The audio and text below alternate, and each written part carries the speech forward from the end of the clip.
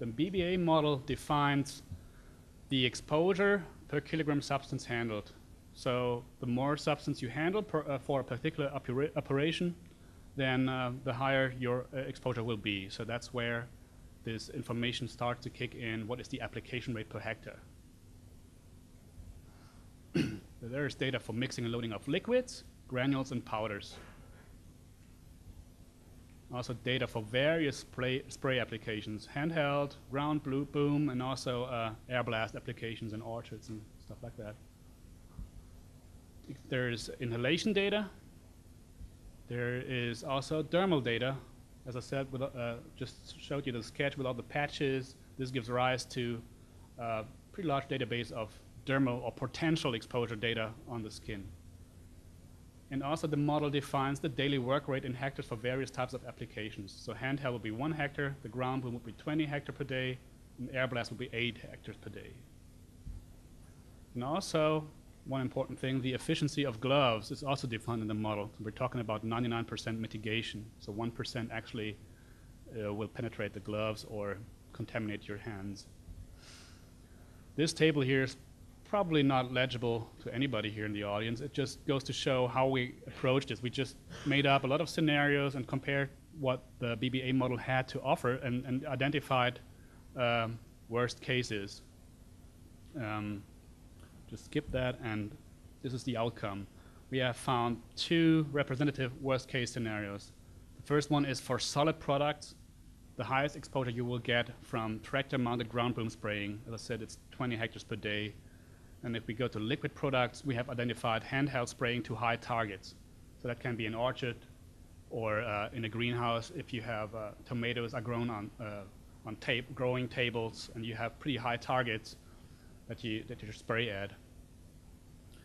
The liquid products, they can be differentiated between indoor and outdoor, and there's additional exposure to vapor, not only to the spray droplets, but also to vapor if the vapor pressure of the substance is greater than 0.01 Pascal, which is the same cutoff criteria that also the REACH guidance uses. And then of course there's professional versus amateur applications. Professionals have a higher exposure due to the much higher use rate. So we said 1 hectare is the assumption for handheld applications by professionals, whereas amateurs are just treating about 200 meters square per day.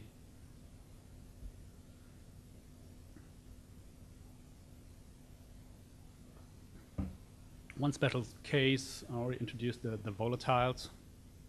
There will be vapor indoors if you have a volatile coformulant.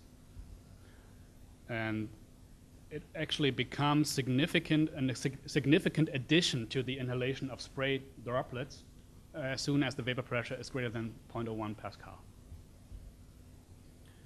This is something that if you use TRA, it's really hard. It will always overestimate this contribution by the vapor because it does there are a couple of things that TRA just doesn't do, even though it's not really rocket science to incorporate it. But there's a mass balance, of course. There cannot be more in the air than which you actually applied onto a leaf, onto foliage.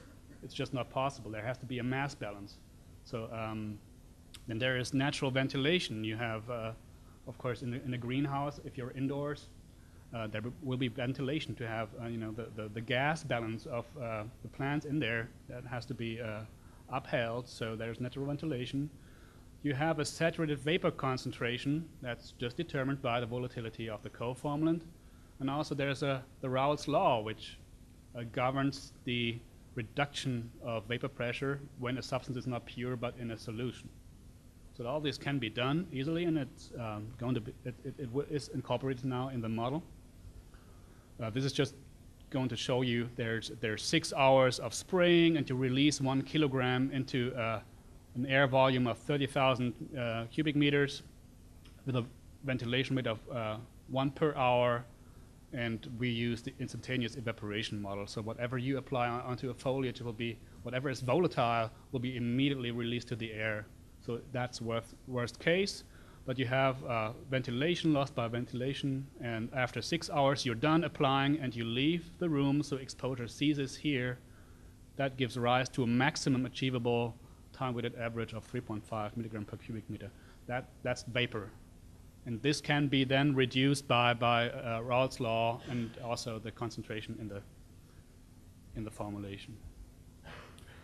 One thing that probably nobody has seen just by walking by a cultured field is a seed treatment. That's another major crop protection application.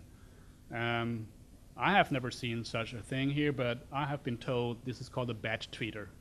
You have several pumps here and reservoirs for formulation.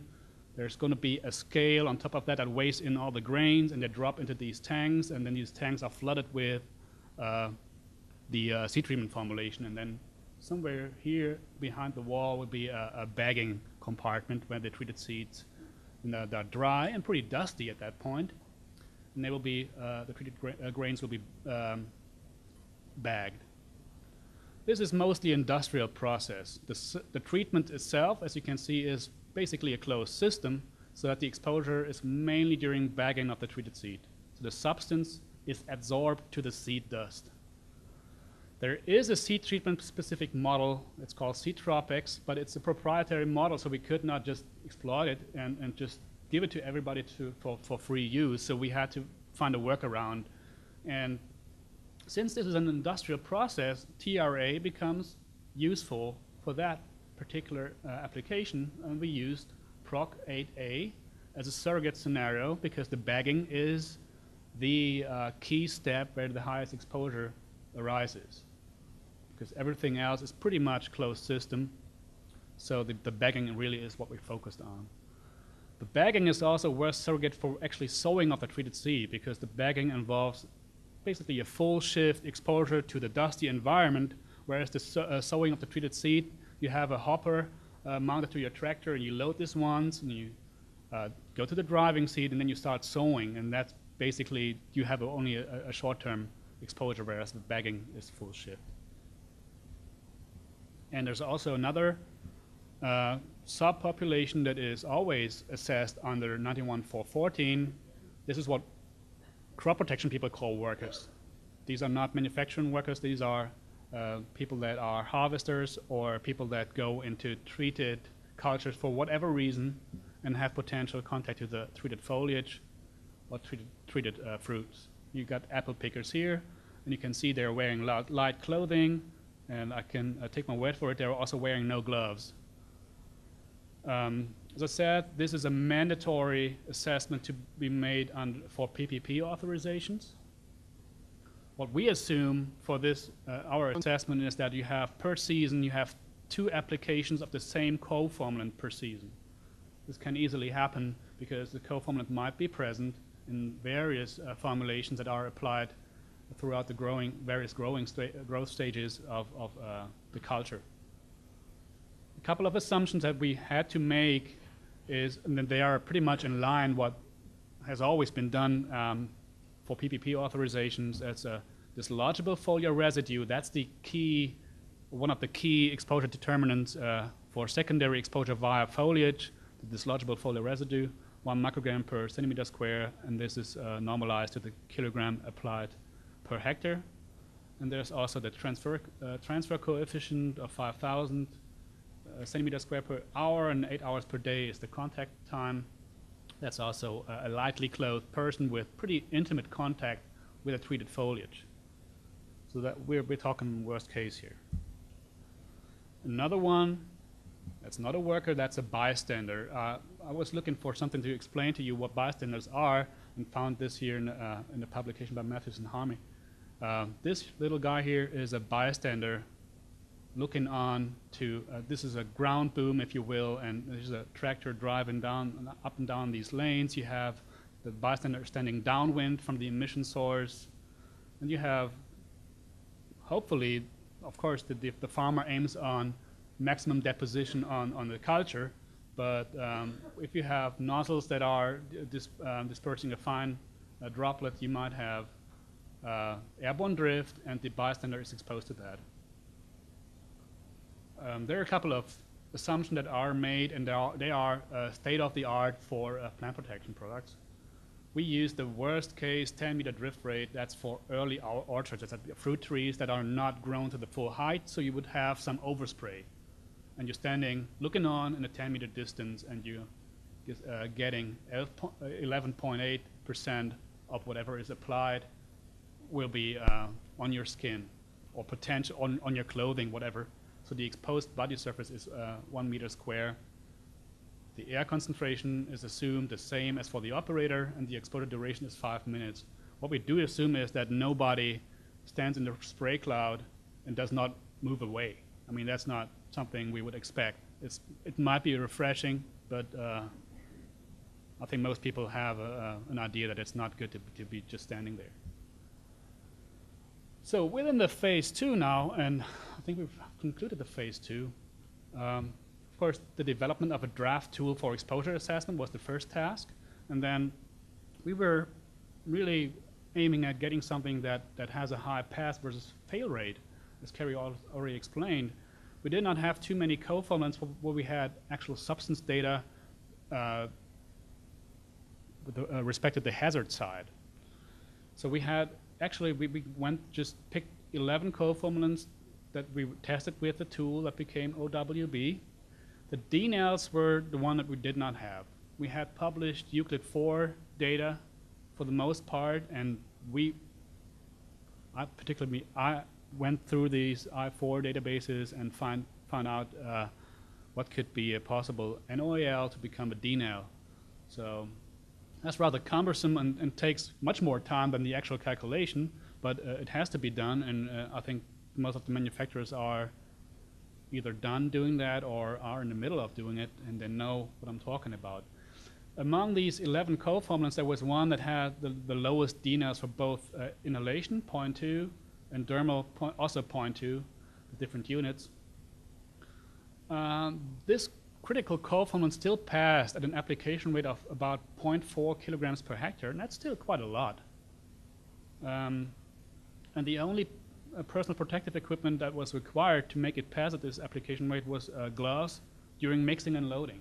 That's not very exotic or high demand. That's something that comes out of many assessments of active substances already, because of it may be irritating or sensitizing. So for some reasons, you might be requested to wear gloves during mixing and loading anyway.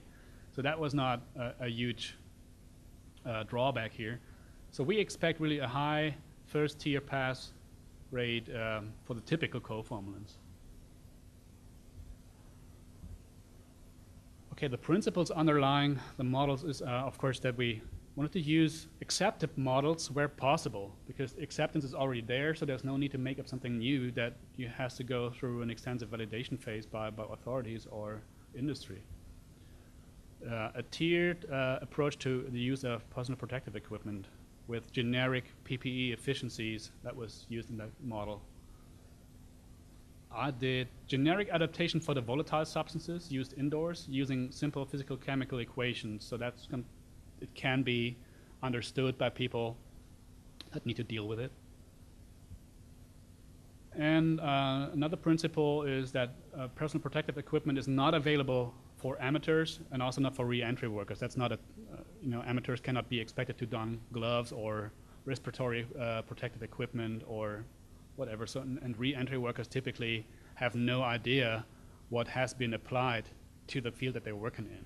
They don't have access to safety data sheets or anything, or what is to the label of the might be various plant protection products that have been applied previous to this individual entering the culture. So these people don't know what they are being exposed to. That's why they need to be assumed to be wearing nothing but light clothing.